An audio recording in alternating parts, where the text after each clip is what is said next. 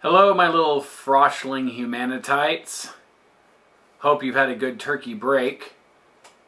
I think we're going to spend a few minutes and talk about what's coming up in the upcoming week, what our new unit's going to be, and what I hope you guys are wrapping up and getting ready to turn in on Monday when you get back. So join me, won't you, for a World Humanities Weekend preview.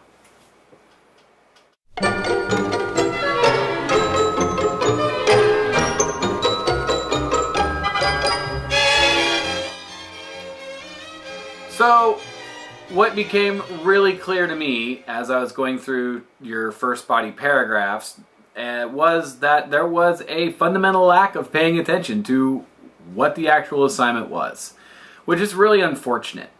The bottom line has been we've been spending this whole semester writing in a particular outline format so that you guys could have a checkpoint about, did you have your thesis in the right spot? Did you have evidence in the right spot? Were you analyzing each piece of evidence? And people who wrote outside of this broke all sorts of rules, completely ignored using an argumentative structure, and just did what you did in middle school. And folks, that doesn't work. What you did in middle school doesn't work now. You actually have to follow certain rules of argumentation if you're going to persuade. That's the reason why I gave you Toulmin's model. It's the reason why we've done several paragraphs in this outline format. That's why I gave you what the outline format should look like in the drag packet. And when you guys aren't reading the tools in the drag packet, I don't know what else I can do. I can't hold 60 people's hands. I just can't. So you have to make certain that the two body paragraphs that you're working on right now are in the drag outline format. They just have to be. And you have to have 3 pieces of evidence in each of those paragraphs so that you have a total of 6 to give to me when you turn in these checkpoints. They just have to be there. It's just not an option.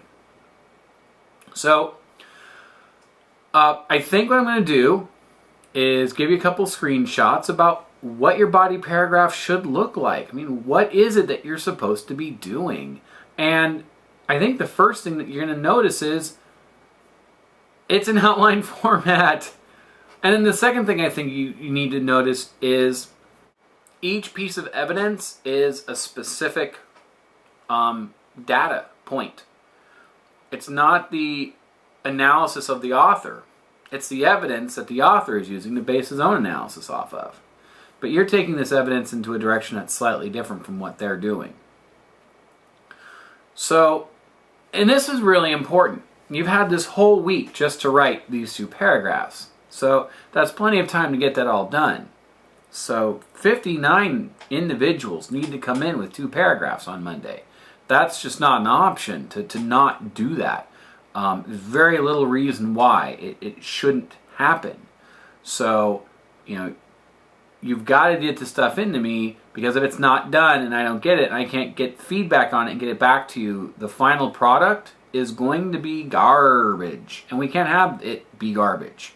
We have to have it looking like, it's not going to look like an essay that you would turn into a college professor, but it needs to sound like one. It needs to actually have proper evidence, MLA citation, and it also needs to have proper argumentation. So, let's take a look at the evidence, for example. One of the things that a lot of you forgot to do was to actually do the proper MLA citation. On each of the documents are page numbers. You know which page your evidence is on because there are numbers at the end of each paragraph that tell you when you've moved from page to page. So when you look on your primary document and you see those numbers in those brackets, that's what you're going to be doing. If you pulled something from that paragraph and at the bottom it in brackets there's like a 15, then you know it's from page 15. And then of course you know the author too. So like in this example, you've got the sentence and you've got the parenthetical citation at the end. You need to have that every single time to use someone's ideas and not give them credit as plagiarization. And we know what happens to an essay when it is plagiarized. The score gets crushed. We have a chat with you and your parents and maybe even an administrator. So make certain you're doing it right.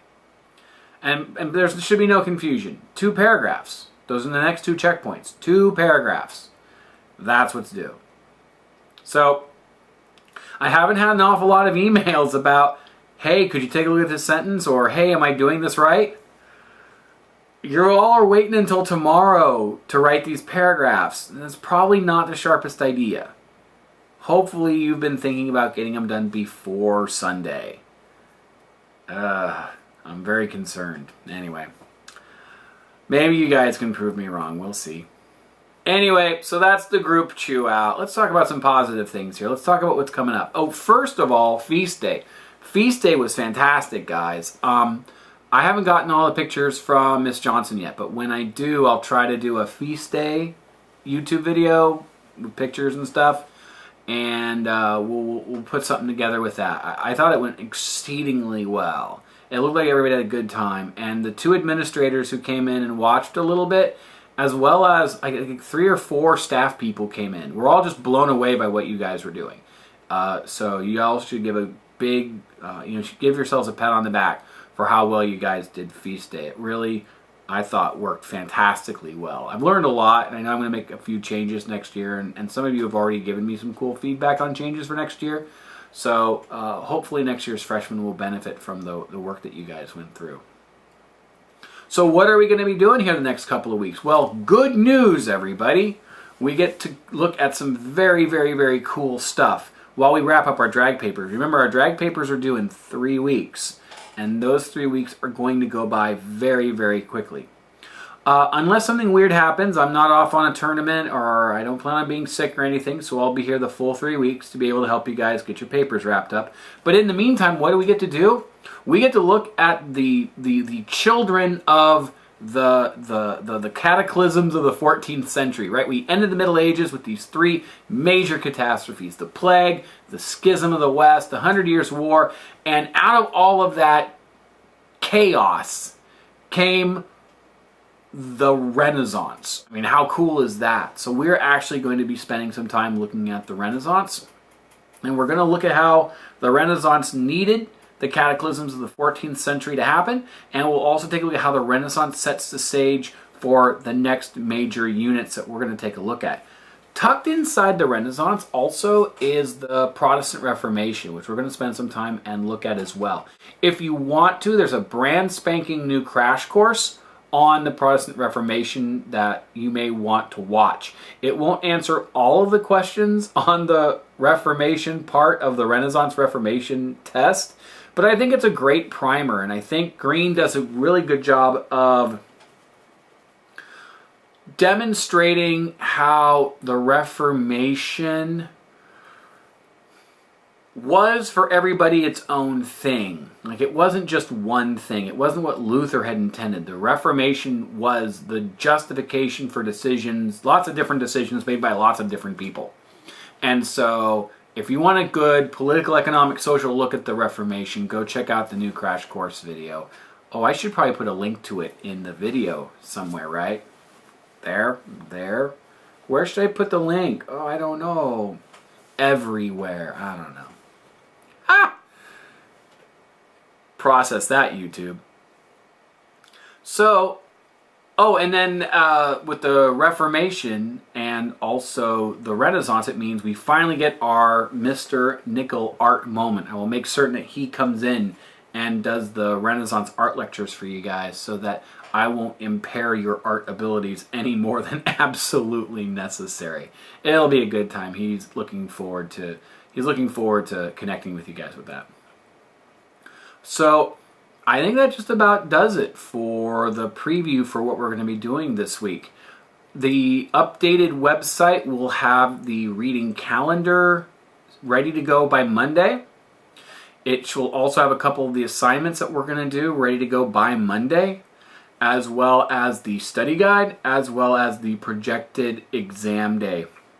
All that should be ready to go on Monday so that when you guys check out the website, everything should be ready to go and well organized for you guys so that we have a really clear idea how these next 3 weeks are going to go before winter break. Oh yeah, by the way, super big kudos to you guys for that 80% class average on the Middle Ages test. We had a lot of really strong, solid performers, a lot of natural A's. This unit, something happened with you guys. You finally kind of got the sense about how the tests run or whatever it was. But you guys did a fantastic job on that. Not as many people, I think, are going to need to do retakes. So definitely, you should give yourselves a big pat on the back for that as well. I think that just about does it. Again, I hope you guys had a great Thanksgiving. I'm looking forward to getting things started here on Monday when we get going on the Reformation and the Renaissance. So, until then, insert catchy log-off phrase here. We'll see you guys real soon. Bye.